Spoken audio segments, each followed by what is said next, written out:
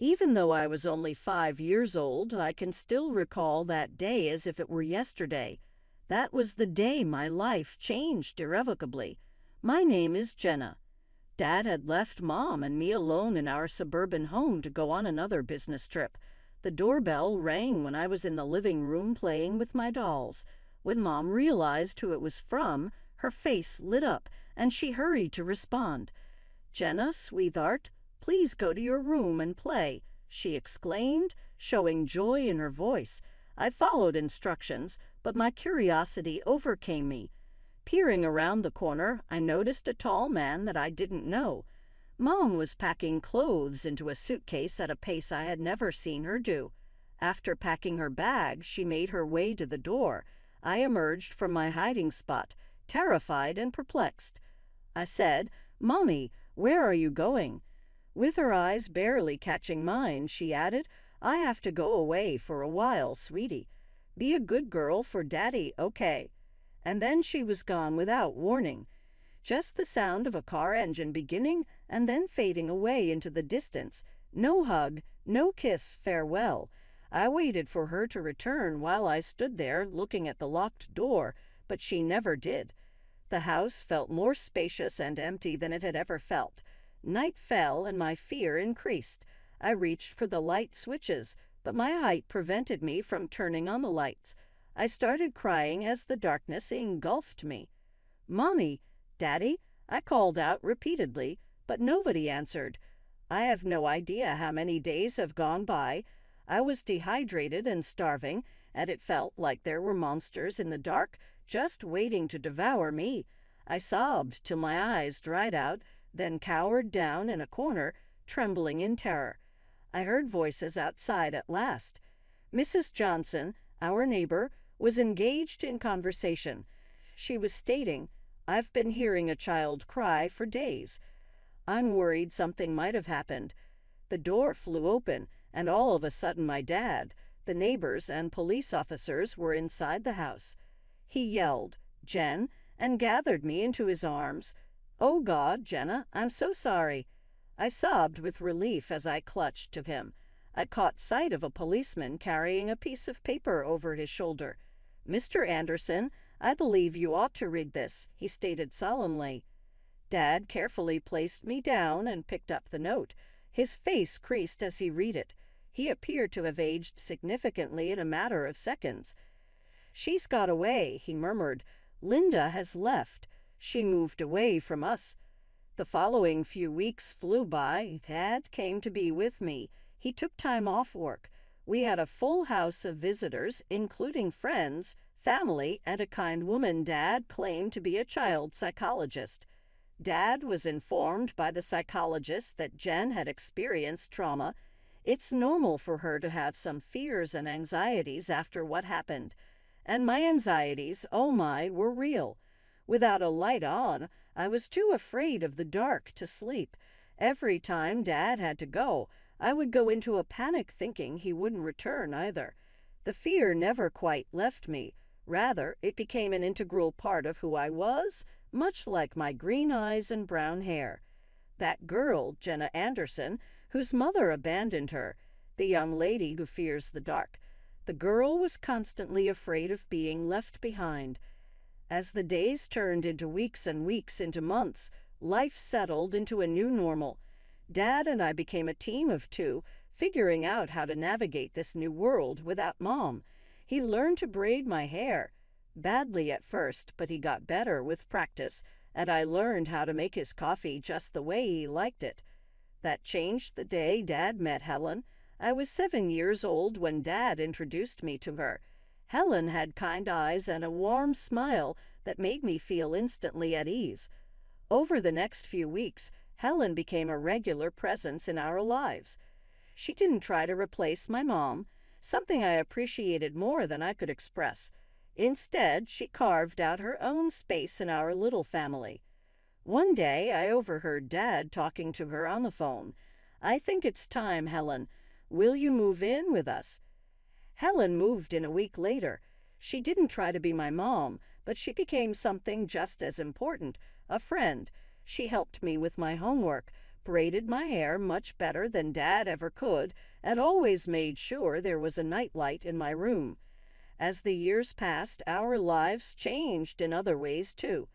Dad's company took off, and suddenly we were moving to a big new house in a fancy neighborhood. I got my own room with a walk-in closet and a view of the backyard pool. But some things didn't change. I still slept with a nightlight. I still worried every time Dad went on a business trip, and sometimes, late at night, I catch Dad looking at old photos of Mom. My 10th birthday started like any other day. I woke up to the smell of pancakes, Helen's special birthday tradition for me. Dad was home from work, and we were planning a small party later. Everything seemed perfect. Then the doorbell rang. As I walked into the living room, I froze. Standing there, looking older but unmistakable, was my mother, and next to her was a little girl, about 5 years old, clutching a teddy bear and looking around wide-eyed. "Linda," Dad said, his voice tight, "what are you doing here?" Mom took a deep breath. "Tom, I am so sorry for everything. I know I have no right to be here, but," she gestured to the little girl, "this is Emma.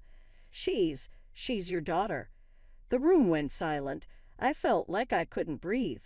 Dad's face went through a range of emotions: shock, anger, disbelief, and then something else. "My daughter," he repeated. Mom nodded. "I was pregnant when I left. I didn't know then. I swear, Tom, I've made so many mistakes. I'm not asking you to forgive me, but Emma, she deserves to know her father."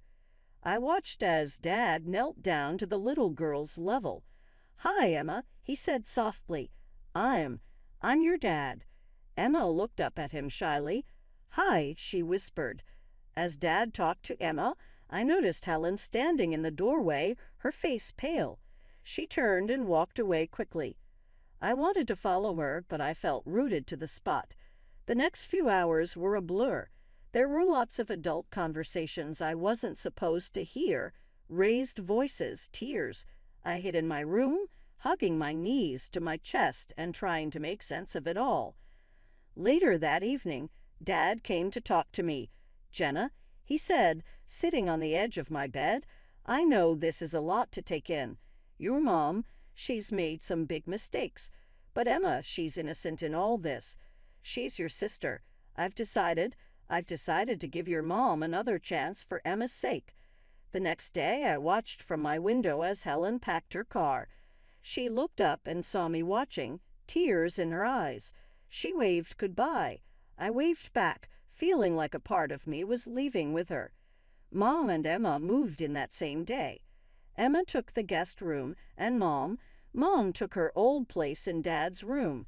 It felt wrong, like she was erasing the last 5 years as if they never happened. The years that followed were complicated. Mom was back, but it wasn't the happy family reunion I might have dreamed of when I was younger.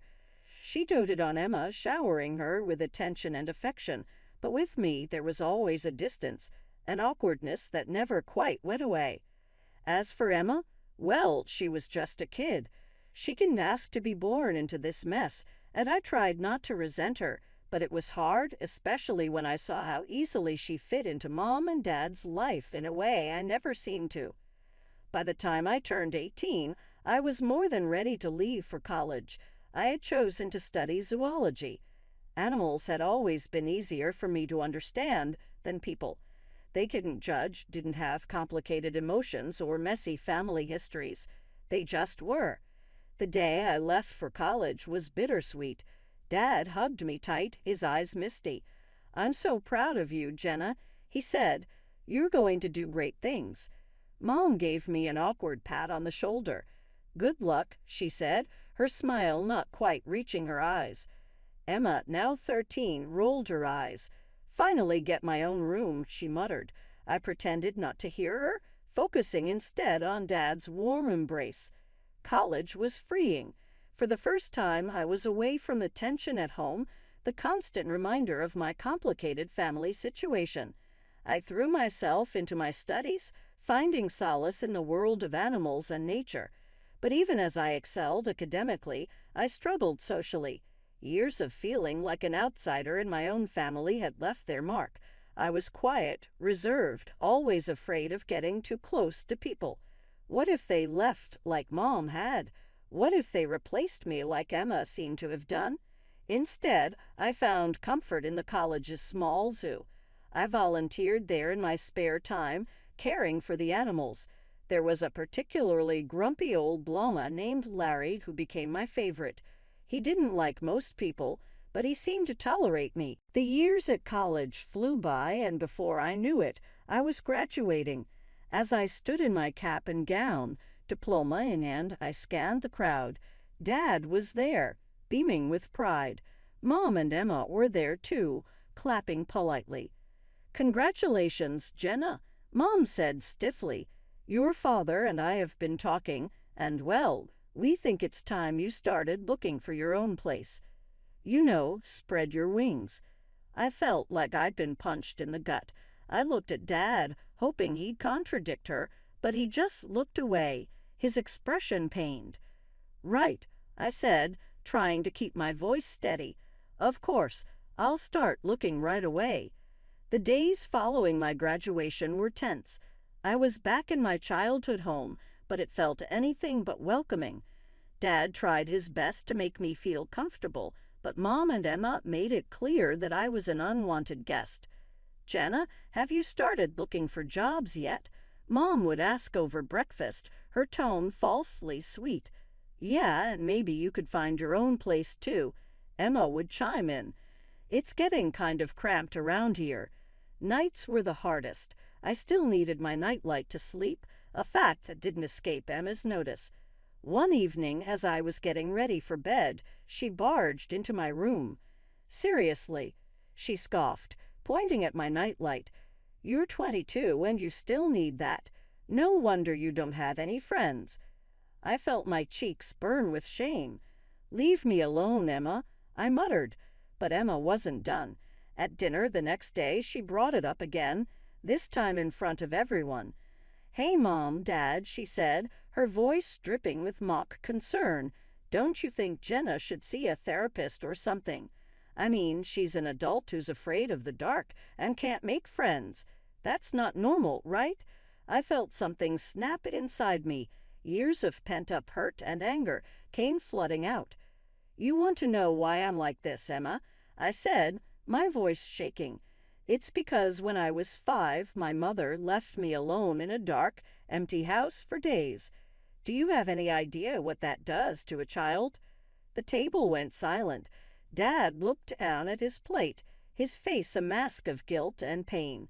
Mom's eyes widened in shock, then quickly filled with tears. "How dare you?" she cried, her voice rising dramatically. "How can you be so cruel and vindictive? I've tried so hard to make amends, to be a family again, and this is how you repay me?" As Mom continued her tearful tirade and Emma smirked triumphantly, I realized something. I couldn't live here anymore. This wasn't my home, and these people, they weren't my family, not really. From that day on, I threw myself into job hunting with renewed vigor. Then finally, a glimmer of hope. I had an interview scheduled at a small wildlife rehabilitation center. It wasn't glamorous, but it was a start. I left the house that morning feeling cautiously optimistic. But when I arrived, I found a hastily scribbled note on the door. "Interviews canceled due to unforeseen circumstances. We apologize for the inconvenience." Disappointed, I headed home earlier than expected. As I unlocked the front door, I heard voices coming from the living room, Mom and Emma, deep in conversation. I was about to announce my presence when I heard my name. If Jenna wasn't around at all, Emma was saying, "I mean, it's not fair that she gets any of Dad's money. She's not even really part of this family." "I know, sweetie," Mom replied, her voice soothing. "But we have to be patient. Once she moves out, it'll be easier to convince your father to change his will. We just need to keep pushing her to leave." I felt like I'd been doused in ice water. They wanted me gone, not just from the house, but from the family entirely, and they wanted my inheritance too. As I sat on my bed, my mind raced. What should I do? Should I tell Dad? But would he believe me over Mom and Emma? He'd forgiven Mom for abandoning us after all. He loved them. Maybe he'd take their side. My first stroke of luck came when I saw a job posting for the city zoo. They needed a zoologist to assist with their wildlife rehabilitation program. It wasn't a glamorous position, but it was exactly what I'd been trained for. I sent in my application immediately, and to my surprise and delight, I got called in for an interview. The day of the interview, I stood in front of the zoo's main gate, taking deep breaths to calm my nerves. The interview went better than I could have hoped. The head zoologist, Dr. Martinez, seemed impressed by my knowledge and passion. "You've got the job, Jenna," she said with a warm smile. "Welcome to the team." I could have cried with relief. Finally, something was going right. Working at the zoo was everything I'd hoped for and more. I spent my days caring for injured wildlife, educating visitors about conservation, and even assisting with research projects. In the evenings, I'd return to my tiny apartment, which I was able to rent with the money I saved. To combat the loneliness, I started participating in online forums for animal lovers and people with similar interests. That's where I met Jake. Jake was from the same city, shared my love for animals, and had a wicked sense of humor that made me laugh even on my toughest days. We started chatting regularly, sharing stories about our day and discussing everything from the latest conservation efforts to our favorite books. One day, Jake suggested we exchange photos. With trembling hands, I sent him a recent picture of me at the zoo. He responded with a photo of himself. He had kind eyes and a warm smile that made my heart skip a beat. But as much as I enjoyed our chats, the idea of meeting in person, or even admitting my growing feelings, terrified me. What if he rejected me once he got to know the real me? What if he left, just like Mom had? It was around this time that I started corresponding with Lily, a girl I met on a support forum for people with childhood trauma. She understood my fears in a way no one else had before. "You know what helps me," Lily wrote one day. "I write emails to the people I can't talk to in real life. I pour out everything I'm feeling, all the things I wish I could say, but I don't send them. I just save them as drafts. It's really cathartic." Taking Lily's advice, I started writing emails to Dad. In them, I told him everything about overhearing Mom and Emma's conversation, about how hurt I felt that he didn't seem to notice me anymore, about how I felt like an outsider in my own family. I started writing to Jake, too. In these emails, I allowed myself to be vulnerable in a way I couldn't be in our chats. "Jake," I wrote, "I think I'm falling for you, but I'm scared. I'm scared of letting anyone get close to me. I'm scared of being hurt again." These emails, too, remained unsent, my feelings hidden away in the safety of my drafts folder. Dad called occasionally, his voice a mixture of concern and confusion. "Jenna, honey," he'd say, "why don't you come over for dinner this weekend? We miss you." Each time I'd make up an excuse. "Sorry, Dad, I've got a big project at work," or "I'm not feeling well this week, maybe next time." It was just another Saturday afternoon. I was at the mall picking up some essentials when I heard a familiar voice call my name. "Jenna, is that you?" I turned around, and there she was, Helen, my former stepmother. She looked older, but her kind eyes were just the same. Before I knew it, we were hugging, years of separation melting away in an instant. That's when I noticed the young boy standing beside her, looking up at us curiously. "This is my nephew, Mike," Helen explained, ruffling the boy's hair affectionately. "I'm raising him now. My sister, she passed away last year." Over coffee, Helen filled me in on her life after she and Dad split up.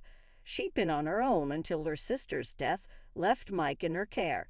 We started meeting regularly after that, sometimes just the two of us, sometimes with Mike. One day, Helen called and urgently asked if I could look after Mike that evening. Mike arrived at my apartment, backpack in tow. As I prepared dinner in my tiny kitchen, I could hear him tapping away on my laptop in the living room. I told him he could play games if he finished his homework. When I came out of the kitchen with 2 plates of spaghetti, I found Mike looking guilty, his face pale. "Jenna," he said, his voice trembling, "I did something bad. I was curious and I saw these emails in your drafts folder, and I sent them. All of them. I'm so sorry." The world seemed to tilt on its axis. Those emails, my private thoughts, my deepest feelings, sent out into the world, to Dad, to Jake. I felt like I couldn't breathe. That night, after Mike left, I lay in bed, my mind racing. What would Dad think? And Jake? Oh God, Jake. My phone pinged with a message notification. It was from Jake, but I couldn't bring myself to read it. What if he was disgusted by my feelings? What if he never wanted to speak to me again? I barely slept that night, tossing and turning, imagining all the worst-case scenarios. A few days later, my phone rang. It was Dad. "Jenna," he said, his voice serious, "we need to talk. Can you meet me at the cafe near your old high school?" My heart pounded as I sat across from Dad in the small cafe. He looked tired, his face etched with lines I hadn't noticed before. "I got your emails," he said quietly. "Jenna, I had no idea you were feeling this way. About your mother, about Emma, about everything." I couldn't meet his eyes, shame and fear warring inside me. "Jenna, look at me," Dad said, his voice gentle but firm. I looked up, surprised to see tears in his eyes. "I love you more than anything in this world. I'm so sorry I made you feel like you weren't important to me. That was never, ever my intention." We talked for hours, really talked in a way we hadn't in years, about Mom's return, about Emma, about how I'd felt pushed aside and forgotten. Dad listened, really listened, occasionally wiping away a tear. Finally, he stood up.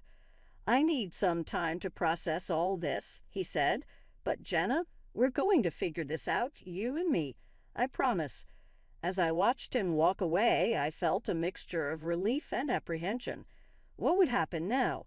But I didn't have much time to dwell on it because my phone rang again. It was Jake. "Jenna," he said, his voice warm, "I got your email, and I feel the same way.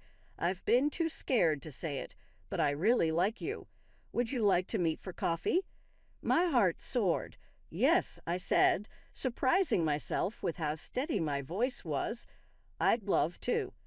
The next day I met Jake at a small coffee shop. He was even more handsome in person, with a kind smile that put me at ease immediately. We talked for hours about our fears, our dreams, our pasts. For the first time in years, I felt truly seen and understood. As autumn leaves began to fall, my phone rang one crisp morning. It was Dad.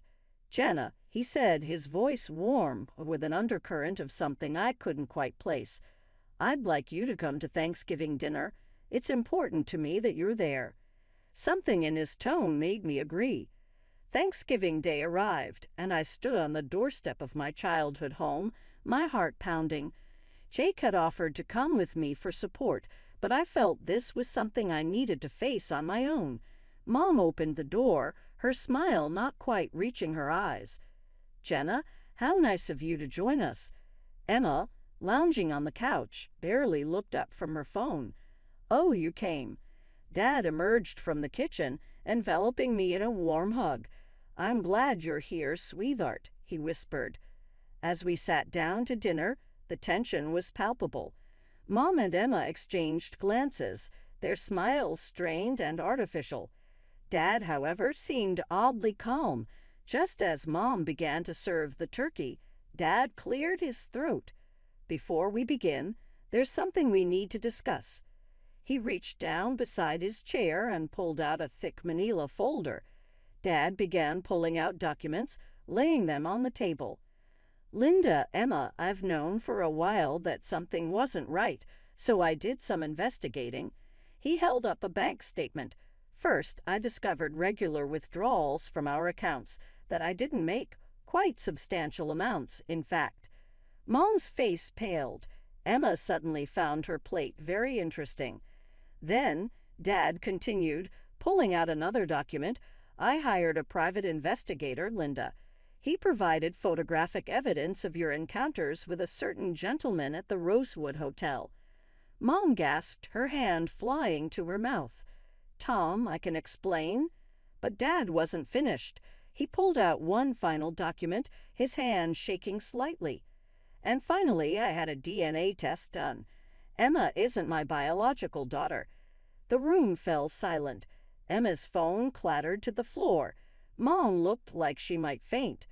I've already spoken to my lawyer, Dad said, his voice steady despite the emotion in his eyes. Linda, I'm filing for divorce, and I'm afraid I'll have to ask both you and Emma to leave this house. Mom found her voice, anger replacing shock. You can't do this. I'll take you for everything you've got. Dad's expression hardened. Actually, Linda, you won't. If you try to claim any property, I'll countersue and demand repayment of all the money you've taken, plus what I've spent raising Emma. My lawyer assures me I have a very strong case.